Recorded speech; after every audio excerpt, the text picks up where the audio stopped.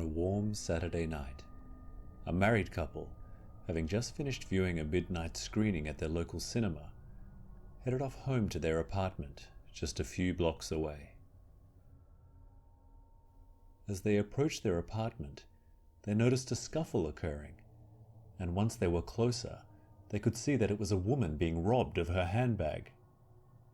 The couple both looked on in shock until the wife shouted to the man, "It's a homeless woman! Do something!" The man, not thinking, charged towards the women and lashed out at the homeless-looking woman with all his might. She was knocked out cold and lay there bleeding on the pavement. The couple then turned their attention to the young lady, who was clearly shaken up. The man's wife told her to come inside, and they would call the police. Once inside, they gave the young lady a hot drink, which helped to calm her nerves, while the man made a phone call to the police. He explained the situation, and the police decided not to attend the incident, for it was a very low priority for them on what was a busier than usual weekend night. Once this was said, the man's wife immediately offered their couch for the girl to stay on for the night.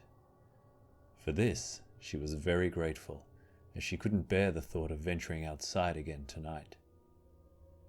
The woman bought her a blanket, and soon she fell asleep,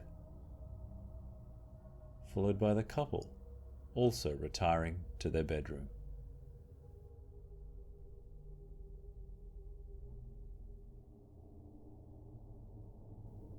Later into the night, the woman awoke, thirsty, so she headed off into the kitchen to get herself a drink.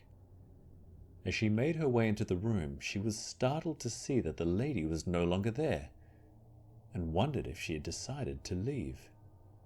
She then noticed her handbag had been left behind, with its contents spilling out, so she walked over to put them back in, not wanting anything to be lost. As she looked down at the contents, she noticed what she thought was the lady's driver's license. She immediately felt sick to her stomach, as on closer inspection she realized it wasn't the young lady's driver's license at all. It was the license of the woman they thought was homeless. Horrified at what they had done, her mind began racing about what to do next, as it appeared that her husband had assaulted a seemingly innocent woman who was being robbed. To make matters worse, they had let a criminal into their house, and she had no idea where she was.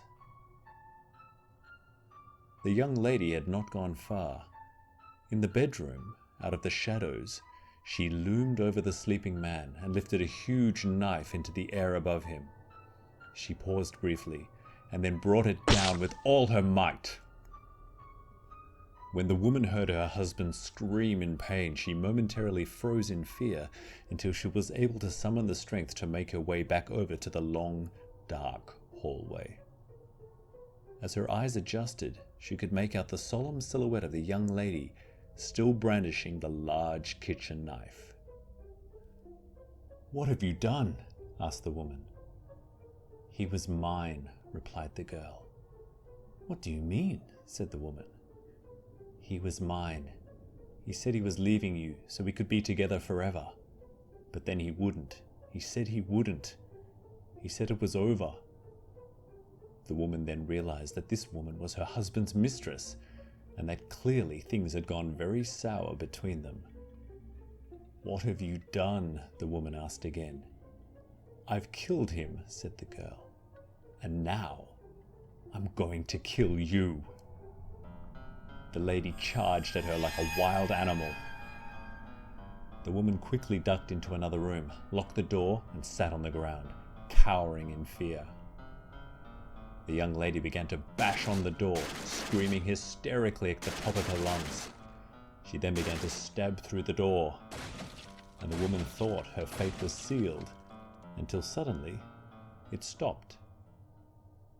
There was not a sound for what felt like an eternity, until the woman heard a voice. Another voice. It wasn't the young lady. It was someone else. "Are you okay?" it asked. "Open the door." "No," said the lady as she moved away. Then, somehow, the person behind the door had managed to force the lock, and the door slowly opened. It was the woman from outside, the woman they thought was homeless and a criminal. "After I came to," she explained, "I wandered around outside briefly, and then I heard screams. I came upstairs and entered your apartment as the door was wide open. When that girl saw me again, she ran for it." "Where did she go?" the woman asked. "Straight out the window," the lady said. "She's gone."